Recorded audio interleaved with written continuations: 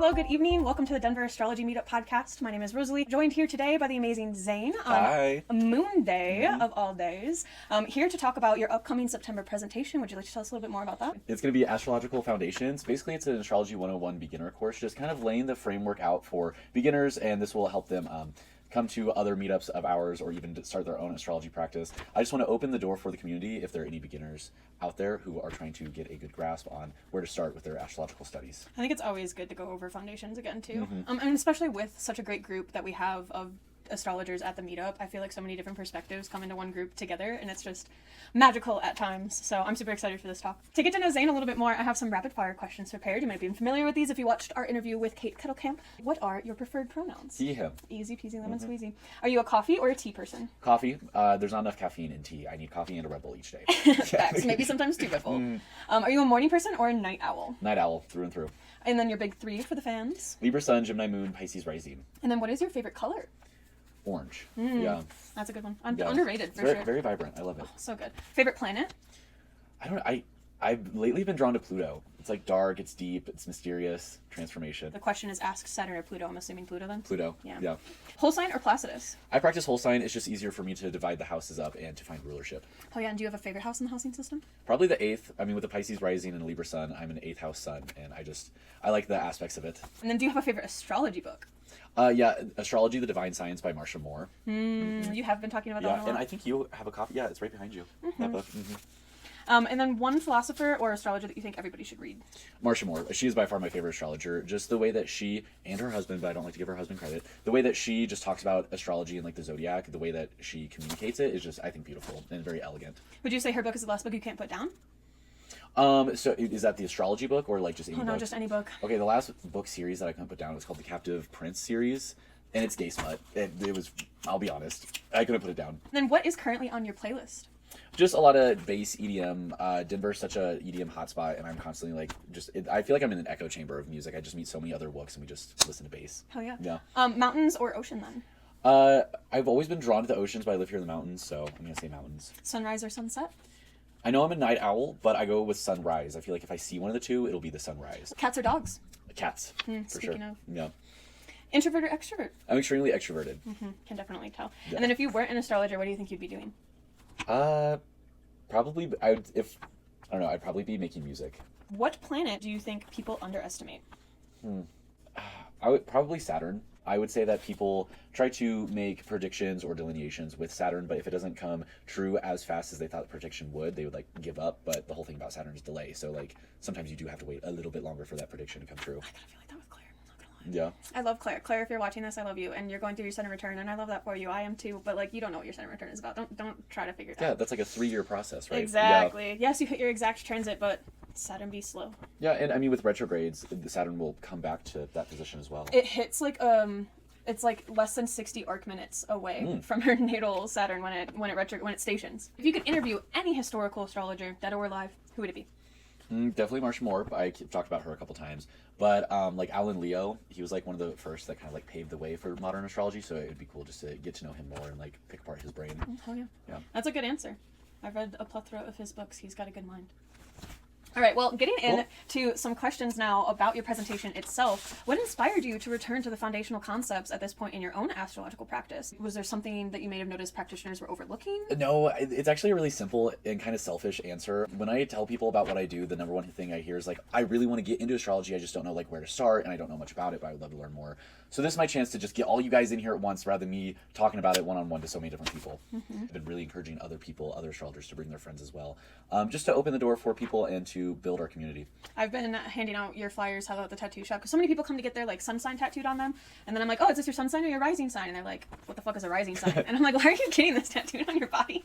But it's fine. People can do whatever they want. It's really aesthetic, and the glyphs are really pretty. So by all means, keep at it. But do you think astrology is better understood as like a predictive system, or more of a philosophical framework, perhaps a spiritual practice, or just something else entirely on top of that? So this answer is kind of stupid, but I think it's like all the above, really. One of the things I'm going to talk about in my course is that astrology is kind of like a cosmic Swiss knife.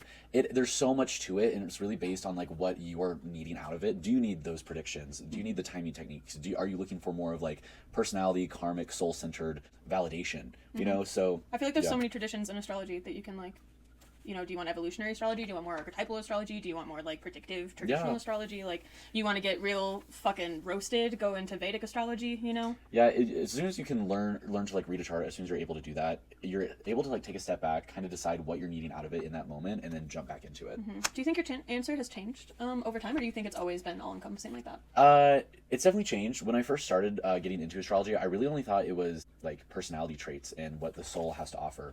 But I've learned about like horary and electional and transits, and there's just so many different branches and ways you can go about reading a chart.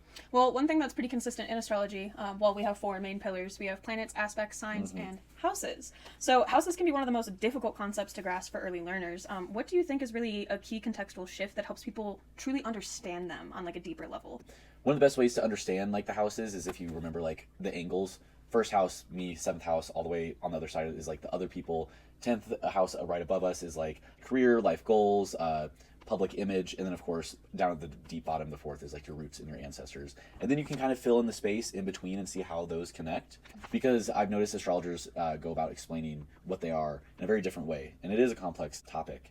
The way that I like to approach it is to tell people it's not like a physical location. It's the sky divided by 12, divided by the 12 signs. We use whole signs, so it's easy to say like it's the sky divided by each sign. It just depends on where the signs are. On the ecliptic. I mean, equal housing is like a very similar but slightly different, because then it uses Placidus calculation on a quadrant-based mathematical point of view in order to calculate that ascendant descendant, so you can have the ascendant at like 4 degrees Sagittarius, but that's the start of the first house. Exactly.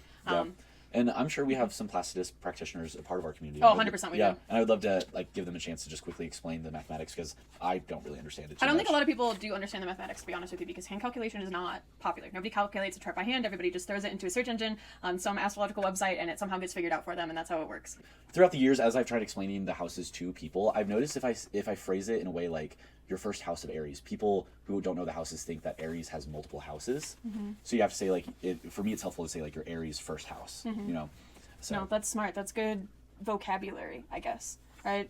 I don't know how I phrase it naturally. Now that I'm thinking about it, I'm like too pressured about it. But now I'm going to be thinking about it every time I talk about it.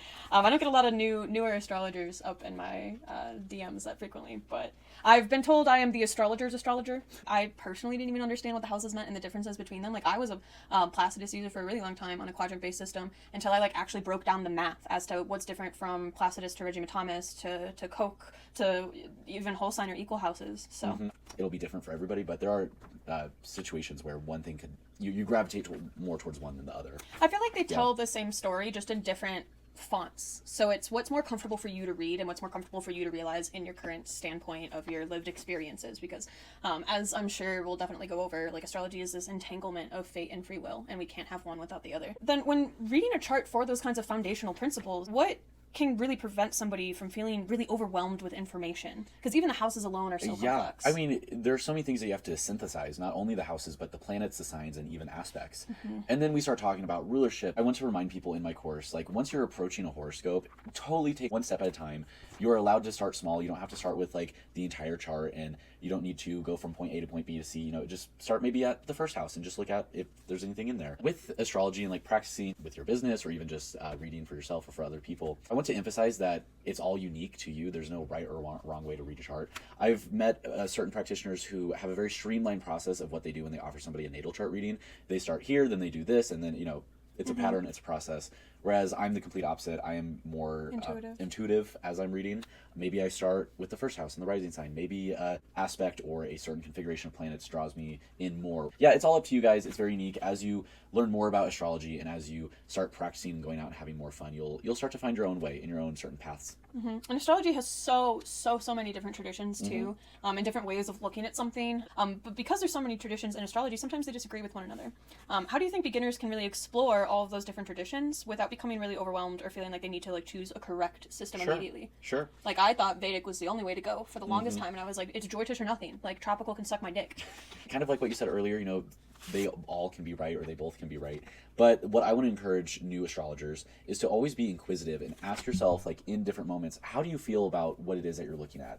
And I encourage you to also go out and try different techniques and different traditions, because as you're practicing, sometimes maybe something doesn't feel right, and then you switch a different tradition and it just makes more sense to you.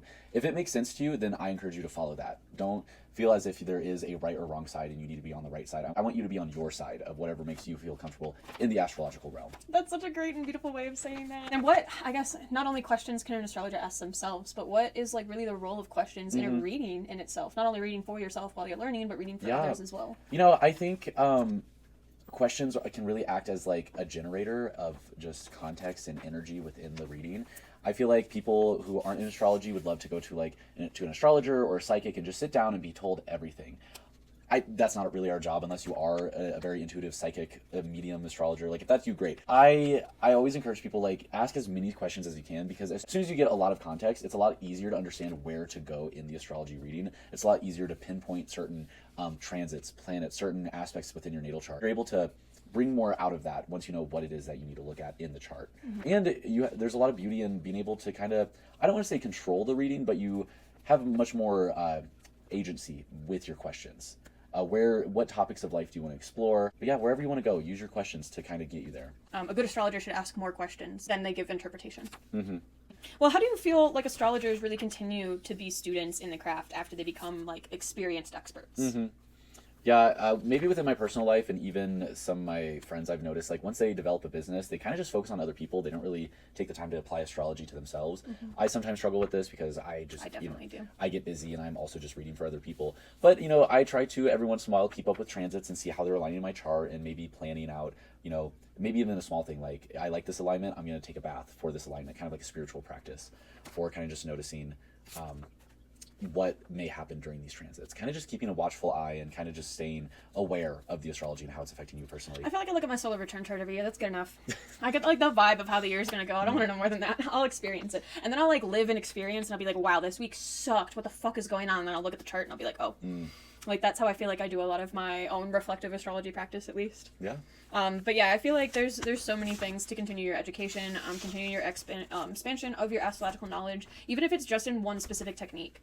I don't feel like any archetypal astrologer is necessarily a master in their work, because even a master themselves is going to be no, there's still more that I need to learn. And I feel like astrology is just so expansive that even if you do hone in on one technique, there's still so much in that one technique in itself that there's too much for you to learn in one lifetime. Yet alone all of astrology, It's one of the oldest systems that has so many different techniques. I mean, just thousands of years of documentation, experimentation, prediction.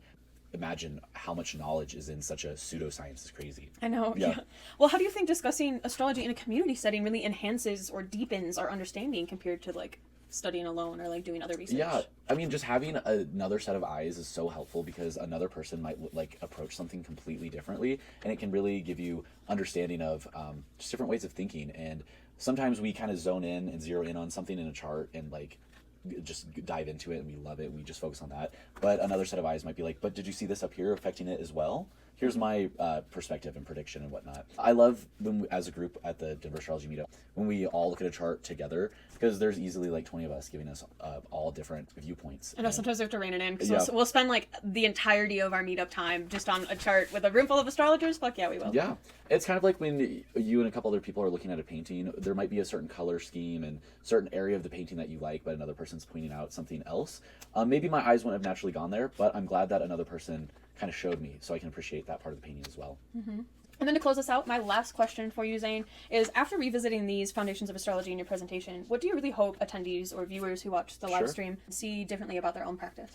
I hope this gives them a chance to reflect on how far they've come in their learning. It'll be really fun bringing people back to the beginning, because I hope that will remind them of when did they start and how long have they been practicing and what have they learned from then until now. I think revisiting the foundations of astrology can help everyone, because it is so easy to get lost in all these advanced techniques and advanced ways of thinking, when really if we just take it one step at a time from the foundational framework of a chart, it'll be I think can help everyone simplify their predictions and their readings and just get back to the start of it all. Hell yeah. Well, come listen to Zane present on the astrological basics and foundations of astrology on Sunday, September 13th from 2 to 4 at Ritualcraft, or from 2 to 4 live on our YouTube channel. I hope to see you there. And where can people find you to harass you otherwise? Yeah, so astrologywithzane.com. You can book with me there. I offer several different types of readings, tarot and astrology. And if you are in the Denver area or in Colorado, or if you guys just want to come visit me, I don't care where you are, I have a office in Capitol Hill in Denver. It's very lovely, it's very cute, and I would love to show you around. Well, thank you so much, Zane, for Yeah. giving us this beautiful little preview of what we'll be hearing in September. So I'm super excited for your talk. I think it's going to really help a lot of people find their jumpstart. Thank you for the opportunity to even present, and thank you for having me here today. It was such a pleasure talking to you. Yes, you as well. Well, with that, we'll see you guys next time.